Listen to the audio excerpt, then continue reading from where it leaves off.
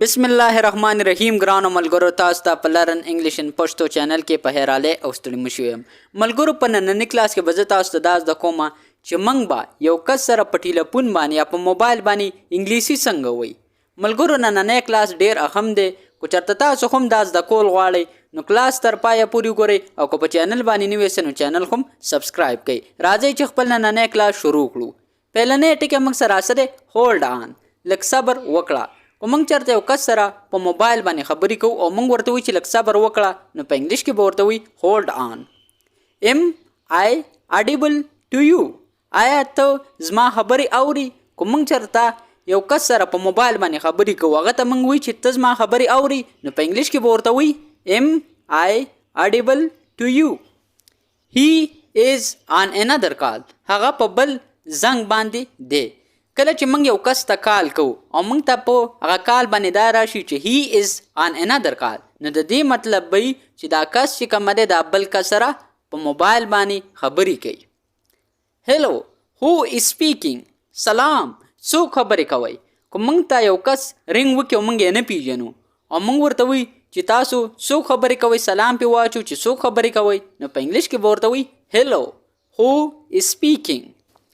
I am sorry he is not available at the moment بخنه غواړم هغه وس نشته کو چرته ستاسو په کور کې ستاسو یو بل کس ته څوک رنګ وکړي او هغه موبایل تاسو چت کوي او ته ورته وایې چې زه بخنه غواړم هغه وس نشته دی نو په انګلیش کې به ورته وایي I am sorry he is not available at the moment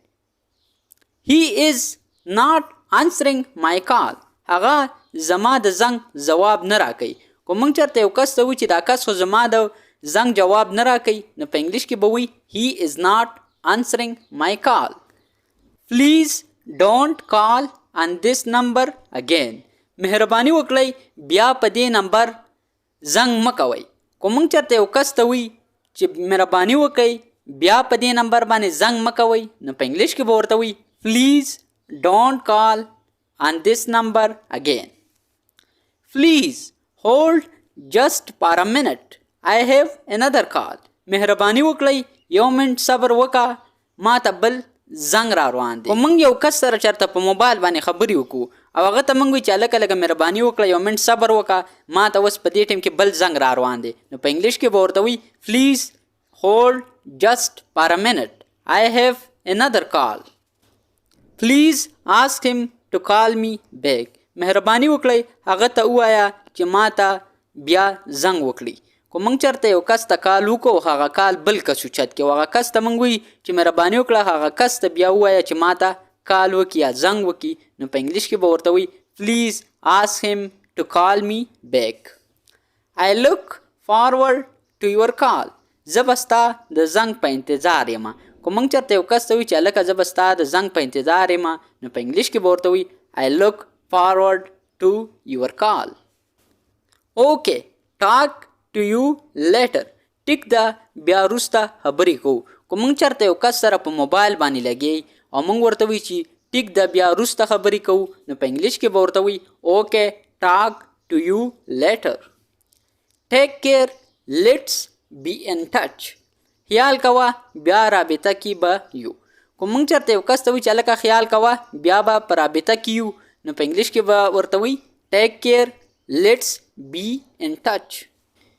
you just have 2 minutes be quick and what you want to say تا سره صرف 2 منټونه دي زر کوه ته څه ویل غواړې که موږ سره چېرته وخت نه وي او موږ ته یو کس ته وي چې تا سره صرف 2 منټه وخت دی په دې کې ته څه ویل غواړې نو په انګلیش کې به ورته وایي you just have 2 minutes be quick and what you want to say when would be a good time to call د زنګ کولو به بیا کم ښه وخت وي که موږ چېرته یو کس ته وایي چې هلکه د زنګ کولو به بیا کم داسې ښه وخت وي چې بیا زنګ وکړو یو بل ته نو په انګلیش کې به ورته وایي when would be a good time to call when will he be back هغه به بیا کله راځي که موږ چېرته یو کس ته رنګ وکړو او د هغه موبایل بل کس اوچت کړي چې هغه دې ځای ته تللی دی او موږ ورته وایو چې هغه به بیا کله راځي نو په انګلیش کې به ورته وایي when will he be back I am sorry he is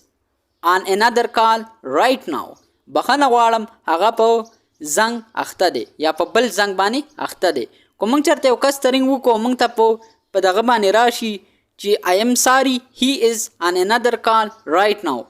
بخنه غواړم هغه په بل زنګ اخته دی یا مصروفه دی یا لګیا دی. The call has been disconnected. زنګ کټ شوی دی. که موږ چېرته یو کس ته وایي چې هلکه را زنګ خو کټ شوی دی نو په انګلیش کې به ورته وایي The call has been disconnected. Where are you now? ته اوس کوم ځای کې؟ که موږ چېرته یو کس سره په موبایل باندې هغه سره موږ خبرې کوو موږ ته تپوس وکړو چې ته اوس په کوم ځای کې چېرته یې نو په انګلیش کې به ورته وایي Where are you now? ملګرو دا زموږ نننی کلاس چې په دې کلاس کې موږ تاسو ته دا هم زده کړو چې موږ به یو کس سره په موبایل باندې انګلیسي څنګه وایو. ملګرو دا زموږ نننی کلاس چې پای ته ورسېدو انشاءالله تاسو سره به په یو بل نوي کلاس کې ملاقات کیږي. تر هغه وخته پورې ماله اجازت راکئ. د خپل ځان ډېر خیال ساتئ او ما په خپلو دواګانو کې هم یاد ساتئ. د الله په امان.